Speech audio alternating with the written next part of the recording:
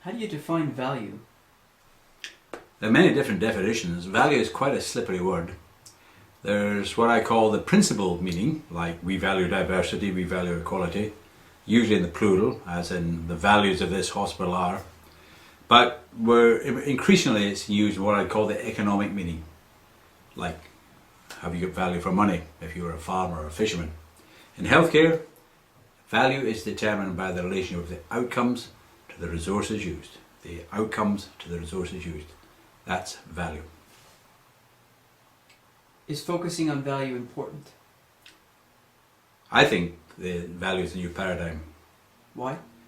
If you look what we've done over the last 40 years, and remember paradigm shift, Thomas Kuhn's famous book on paradigm shift, the structure of scientific revolutions, paradigms roll over one another. So from 1948, all that mattered was healthcare was free. From 1970, when Archie Cochrane published Effectiveness and Efficiency, then it became effectiveness and evidence-based. Those are the paradigms. In the 1990s, quality became the key paradigm. But thanks to the bankers, there's no more money. The paradigm has shifted thanks to the bankers. So we have to think about value. For the rest of this century, I bet you value is the dominant paradigm.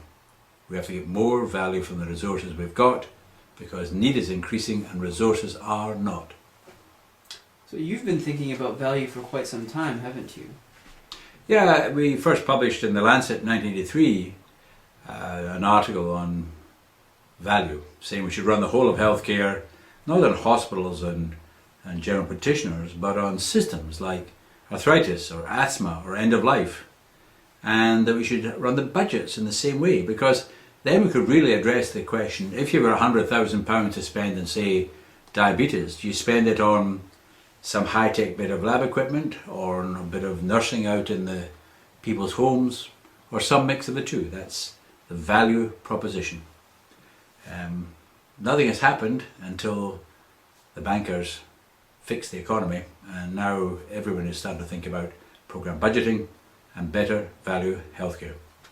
So apart from budgeting, are there other places where you can instill the thinking around value in healthcare? And have you done anything around this in your career? Yeah, well, I think a direct appeal to clinicians in particular. You see, I think of an organisation as having three aspects: structure, systems and culture. Now, the culture of an organisation is shaped by the leadership. That's the number one job of leadership, is to shape culture. So we need to move from a culture in which people think more money is coming every year to one in which people think, not only do they think, well, there isn't going to be more money and we've got to find more value from the resources we've got, but also for clinicians to think that they are the stewards of the resource. Stewardship, that's a key concept. If you take farming, for example, the aim of the good steward is to leave the land in better condition after their stewardship than before. So we want clinicians to be responsible for the use of resources and to think, are these resources being used to best effect? Because if they're not, if money and resources being wasted, it's not the taxpayer who pays, it's other patients who can't get treatment because those resources have been wasted. So how do you teach institutions and individuals about value? Teaching, I don't really believe in teaching. There's a wonderful line in The Wind in the Willows where Badger is going to attack the weasels who've taken over Toad Hall.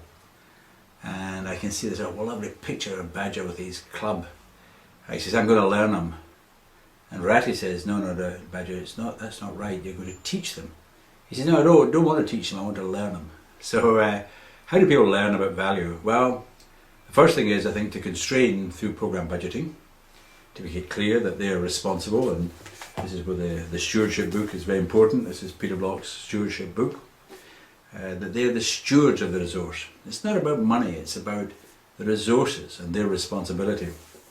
The second, I think you do have to give people some technical training, because I find that many people cannot even define the word value. And there's a litany of questions that we've dealt with in our little book, How to Get Better Value Healthcare, for example. have we got the allocation of resources optimised to different programme budgets, to cancer, to mental health, or respiratory? And then within that, are we seeing the right patients? And if we're seeing the right patients, are we doing the right things? And if so, are we doing them right? So there is a litany of about 6 or 7 questions that people can learn. But they have to learn it in the context of being responsible for their resources. That's what learning is. It's different from teaching. So I think you've convinced us about the importance of value in healthcare. Now, the most important question, I guess, is will better value healthcare lead to better healthcare? Well, you see, the better healthcare, how would we define that? It could be better outcomes, for example. But I think that we always have to think of resources, and the reason for that is not just financial. That for the last 40 years our preoccupation has been with the benefits of healthcare. For the next 40 years it's about the benefits and harms. So we will be doing everything that we're doing even if there's lots of money, because it's not just about saving money, it's about doing the best thing for patients. And for the last 40 years we've assumed that more is always better.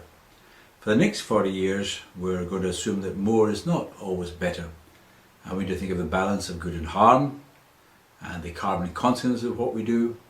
So I think it's always better to put the word better value in and not just talk about better healthcare.